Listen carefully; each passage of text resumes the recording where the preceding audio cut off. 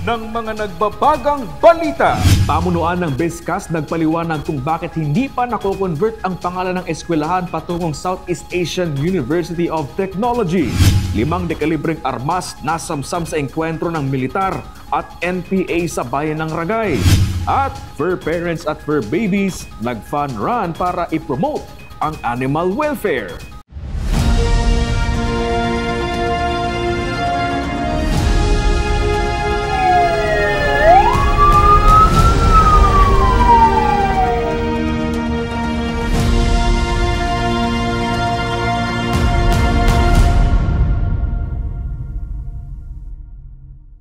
Magandang gabi. Narito ang mga maiinit na balita sa Camarines Sur.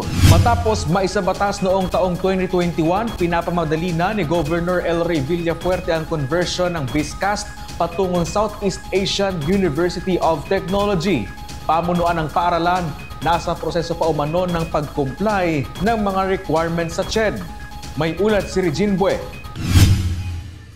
June 2021 pa nang maisabatas ang Republic Act 11585 o batas na magko-convert sa Bicol State College of Applied Sciences and Technology o BISCAS patungong State University na tatawaging Southeast Asian University of Technology. Ngunit makalipas ang halos 4 na taon, nananatili pa ring BISCAS ang pangalan ng paaralan na ayon sa pamunuan ng BISCAS ay nasa proseso pa ng compliance ng mga kinakailangang requirements sa Commission on Higher Education o CHED. Ayon sa ilang mag-aaral, kung matutuloy na ang pagpapalit ng pangalan at estado ng kanilang eskwelahan, hindi lang sila makakatanggap ng mas dekalidad na edukasyon, kundi magkakaroon din sila ng mas malawak na oportunidad pagkatapos graduate. Magiging privilege ang mga Astayans for some reasons na hindi mo lang dala yung name ng school mo within locally, but internationally po dahil ano na po siya, Southeast Asian University of Technology po. And then, still, yung quality ng teaching po is mas mataas. And then, of course, mas nag-i-aim po ng high funding po para sa mga facilities na para po sa betterment of Astayans po. Ayon sa batas at sa pamunuan ng higher education institution, hindi ito agad maipapatupad hanggat hindi natutugunan ng paaralan ng mga pamantayan ng Commission on Higher Education batay sa CHED Memorandum Order No. 46 Series of 2012.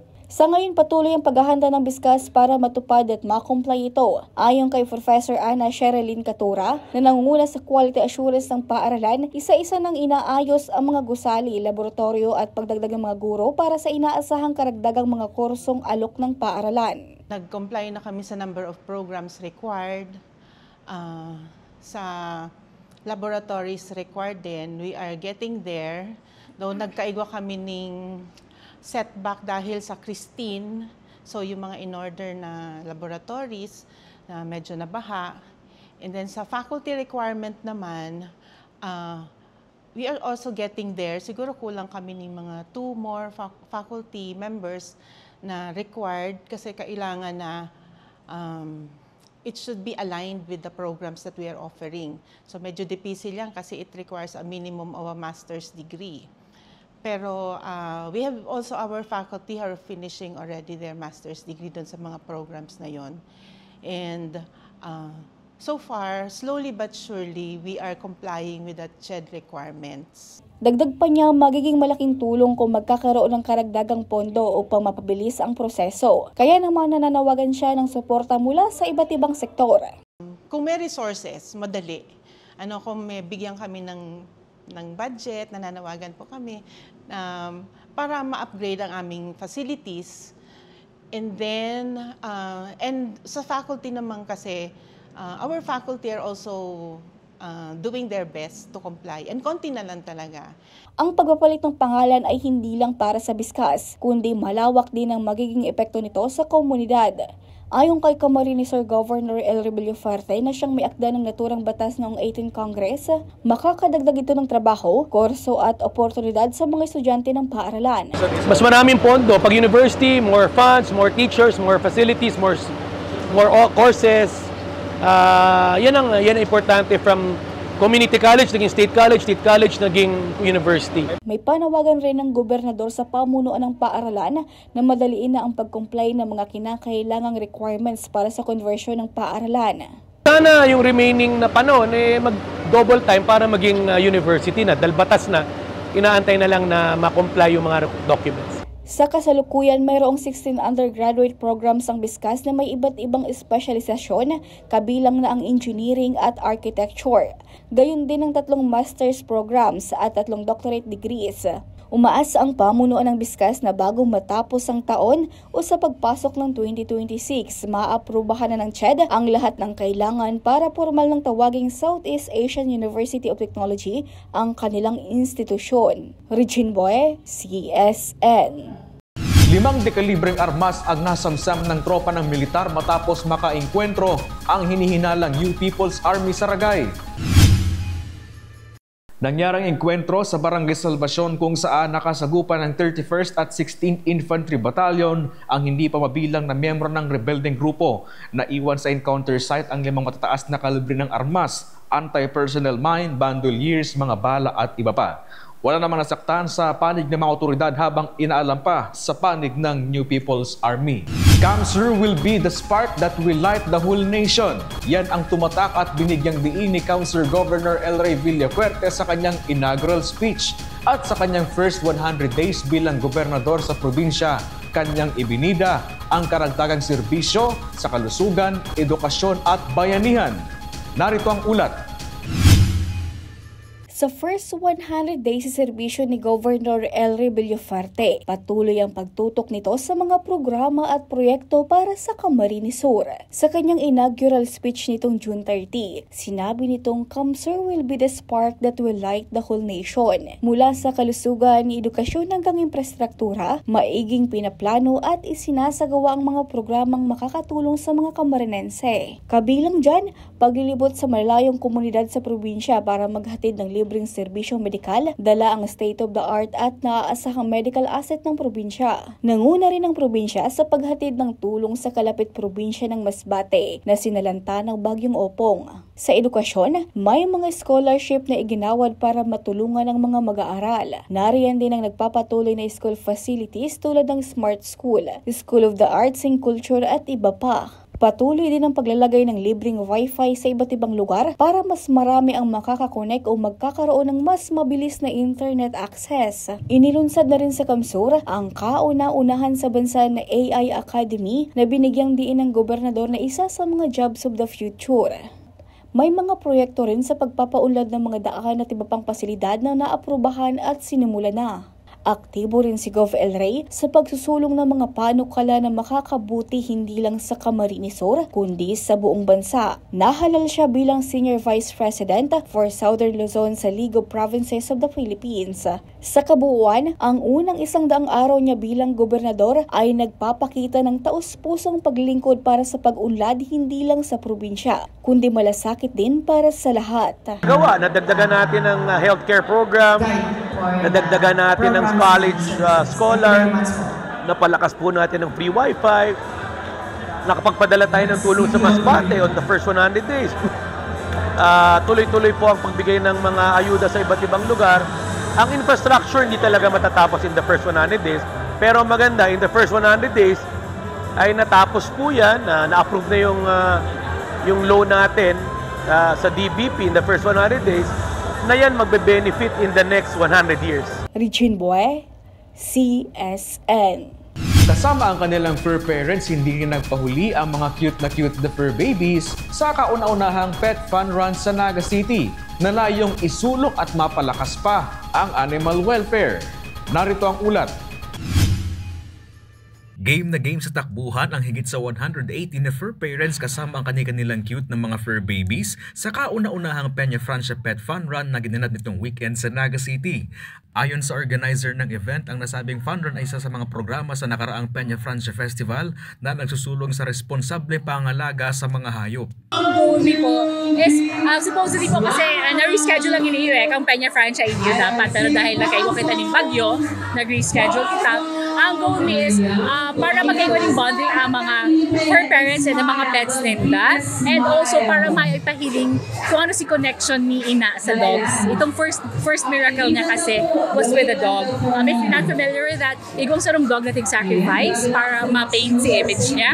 And after itong i-sacrifice, natin ko si blood, nabuhay liwat si Dog. So ito ang first recorded miracle. So gusto mo yung ipahiling na itong importance ni ina sa mga pets, lalo na sa mga dogs. Nagkaroon naman ng 3 kategorya para sa mga lumahok na fur babies sa nasabing fun run, ang small, medium, and large breed categories. Samantala, nanalo naman sa big dogs category ang asong si Cleopatra, isang female Doberman. Every time kasing tumatakbo siya is na-enjoy niya talaga yung time na yon. Every time na magkasama kami, tapos yung socialization with other dogs, na-enjoy niya masyado yun. Kaya yung mostly akala nila sa Doberman is matapang or So kung makikita ninyo naman, pwede siya i-pet lahat ng tao and okay lang din siya sa lahat ng other dogs, mag-small, medium, or large.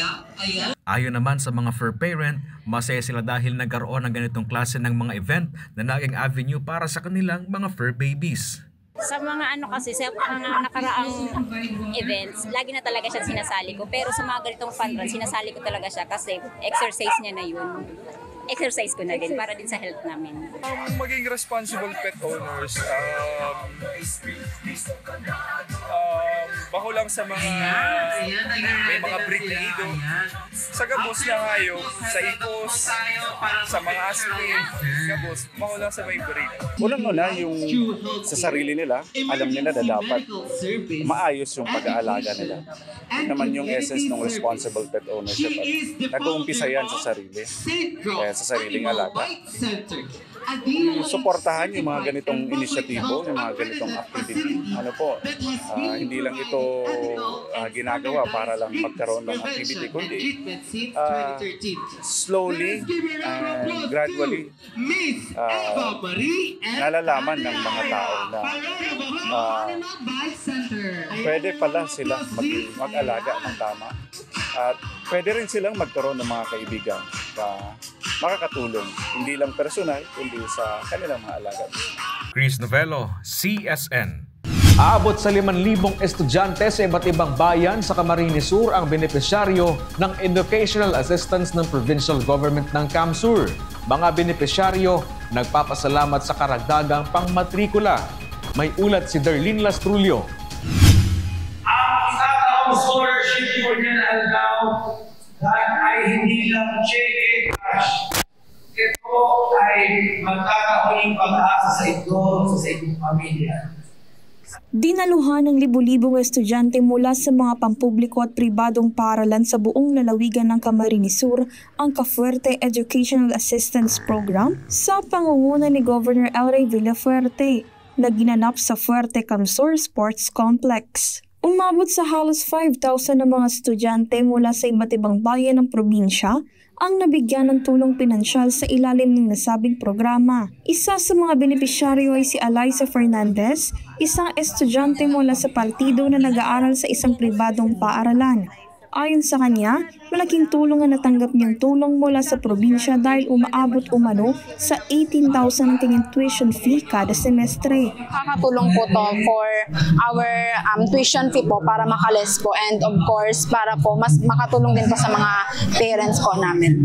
I'm very happy po and syempre thankful po kasi isa po ako sa napili sa napakaraming student po dito sa partido area po. Samantala, kabilang din sa mga nakinabang si Lola Lily Barion, isang mananahi na siya mismo sumusuporta sa pag-aaral ng kanyang apo na second-year hotel and resort management student sa Naga City. Ibinahagi niyang malaking kaginhawa ng educational assistance, lalo na tumaabot sa 26,000 kada semester ang binabayaran ng kanyang apo. Hindi pa umano dito kasama ang matriculation at iba pang gastusin sa pag-aaral. Ang sarong semestre po, 26.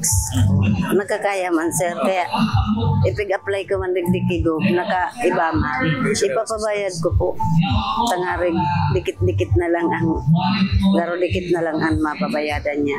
Kasama rin sa programa si Mayor Nino Tayco ng Pasakaw na may halos 500 students mula sa kanilang bayan upang makatanggap ng tulong mula sa probinsya. At natutuwa po kami, lalong-lalo na din sa bayan ng Pasakaw. Marami po talaga natutulungan ng mga estudyante, magulang para masurvive at makatapos sa kanilang pag-aaral. Sa totoo lang, kami po ay natutuwa sa napakalaking pagbibigay ng prioridad ng ating mahal na gobernador, Governor Elray Villafuerte at Congressman Luigi Villafuerte sa edukasyon. Dagdag pa ng alkalde, patuloy nilang ipaaabot sa mga kabataang pasakawenyo ang ganitong uri ng oportunidad upang mas mapalakas ang sektor ng edukasyon sa kanilang bayan. Taos-puso namang nagpapasalamat ang mga estudyante at magulang sa pamahalang panlalawigan ng Camarines Sur sa patuloy na pagbibigay ng tulong pang-edukasyon. Pasalamatan ko po yung mga ka-Ferte po kasi sila po yung naging daan para po makakuha po kami ng assistance at makatulong po sa school na. Sabing pasalamat ko po kay Gobernador na nakaibaman po ang sa kuyang makuha po. Din na bigyan natin ng pasasalamat ang Provincial Government Unit, si Governor El Rey Villaferte, si Congressman Luigi, si Kong Mix na nagbibigay ng malaking pagpapahalaga para sa edukasyon. Na probinsya natin ay merong napakalaking programa na ganitong pagbigay ng tulong sa mga mag-aaral sa probinsya ng Camarines Sur. Sinabi rin ni Governor El Rey Villaferte na layunin ng programang ito na may taguyod ang edukasyon bilang susi sa mas maunlad na kinabukasan para sa kabataang Camarinense ang Next Gen CamSur. Natuwa, almost 5,000 students naka-receive ng scholarship from the province. Nakita mo naman talagang ang desire nila makatapos nandyan. Basta kami sa province, under our leadership, Pamilya Villafuerte, handang tumulong hanggang makatapos at hanapan natin sila ng mga trabaho by offering marami opportunities sa tourism, sa IT, sa AI.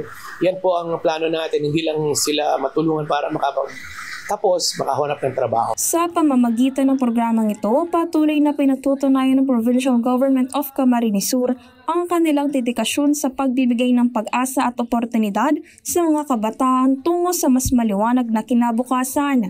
Darlene Lastrulio, CSN. Nakatakdang hingi ni Governor El Rey Villafuerte sa sangguniang panlalawigan ng CamSur na magpasa ng isang provincial ordinance sa pag-awit ng kantang Bicolano Ako sa tuwing flag raising ceremony sa mga paaralan at ahensya ng pamahalaan sa probinsya. Kantang Bicolano Ako sumasalamin sa malalim na kultura at tradisyon ng probinsya. Narito ang ulat. Isinusulong ngayon ni Governor El Rey Villafuerte ang pag-awit ng kantang Bicolano Ako sa bawat flag ceremony sa mga paaralan at tanggapan ng pamahalaan sa lalawigan ng Camarines Sur bilang bahagi ng pagpapalaganap ng pagmamahal sa sariling kultura at pagkakakilanlan ng mga Bicolano. Ayon kay Jomi Canonico, miyembro ng Bicol Heritage Singers, isa itong malaking karangalan para sa kanila, lalo na't ang kanilang grupo ay halos 44 years nang kumakatawan sa mayamang kulturang Bicolano. Dakulang bagay ini para sa Muya, lalong-lalo na sa mga singers, kasi si Bicol Heritage Singers is a 44 gurang ng choir na grupo. And then ngunyan, pigtawan ng chance na ining kanta ni Governor Congressman LRV is makanta entire CamSur and maisiwalat and kakantahon every flag ceremony. May tiyatao sa mga school and siyempre napaka-proud na si Bicol Heritage ang makanta kaini. Dagdag pa ni Canonico, napakahalaga ng kantang ito para sa mga Camarinense dahil sa bawat linya nito, mararamdaman ng malalim na pagmamalaki bilang isang Bicolano. Kung maiiling ta, kung babasahon ta, kung urup-urupon ta ang interong lyrics kay nipon sa pinakapon hanggang katapusan, mapifeel ta ang kantang ini na ang pagiging tunay na Bicolano. Talagang may akong ibang masasabi, proud ako maging Bicolano. Samantala, sinabi naman ni Governor El Rey Villafuerte na ang layunin ng hakbang na ito ay ma-revive at mapalaganap ang awiting Bicolano Ako upang maging simbolo ng pagkakaisa at pagmamahal sa sariling lalawigan. Dapat maging proud tayo na maging Bicolano tayo. So nire-revive natin, ina-update yung kanta at we will pass an ordinance na sana bago mag-national anthem sa lahat ng events, whether school, official, national government, local government, i-play yun because it will instill pride, identity. Importante yun sa atin. Sa tulong ng Bicol Heritage Singers, layunin ng inisyatibong ito na hindi lamang awitin, kundi maramdaman at isabuhay ng bawat Camarinense ang diwa ng pagiging Bicolano Ako. Sa ngayon, nasa proseso ng rearrangement ang kanta na nakatakdang maging bahagi ng bawat flag raising ceremony sa bawat eskwelahan at tanggapan ng pamahalaan sa probinsya. Darlene Lastrulio, CSN. Lagi matagumpay ang Regional Youth Entrepreneurship Congress kung saan nagbahagi ang mga guest speaker ng tips at insights sa mga kabataang nais pasukin ng pagnenegosyo. Narito ang ulat. Naging matagumpay ang 11th Regional Youth Entrepreneurship Congress o RYEC na ginanap sa Fuerte Camsur Sports Complex. Inorganisa ang aktibidad ng Camarines Sur Chamber of Commerce and Industry o CSCCI na naging venue ng mga estudyante at kabataang mula pa sa iba't ibang paaralan sa Bicol Region. Layunin nitong makapagbigay ng kaalaman sa mga kabataan kung ano at kung paano magsimula ang isang negosyo. Isa sa mga nakilahok sa RYEC ay si Yurika na isang entrepreneurship student. Nagtatao po sindaning apo dyan kung ano po ang dapat ming gibuhon nasa entrep student, kung ano ang so pwedeng makakatulong po sa business may paano maglago, paano kami mabibisto as a future businessman. Marami umanong natutunan ang mga estudyante mula sa guest speakers na nagbigay ng kani-kanyang tips mula sa kanilang karanasan sa pagnenegosyo tulad ni Governor Elray Villafuerte. Ayon naman sa Camarines Sur Chamber of Commerce and Industry o CSCCI, makakatulong ang nasabing event upang mas malinang ng mga estudyante ang kani-kanilang entrepreneurial skills. Sana naging sulit naman yung pagpunta nila dito, yung time nila, yung effort nila, may makumbinsi man kami na subukan nila yung entrep side nila. Thank you po dahil nag-event po ng ganito. Kumbaga po, nabigyan po kami ng opportunity ng mga entrep student na magkaroon po ng more knowledge po dito po sa event na to. Jam Garcia, CSN. At yan ang mga may init na balita ngayong araw sa Camarines Sur. Kami ang Camsur News. Ako po si Chris Novelo. Diyos babalos sa pagtitiwala.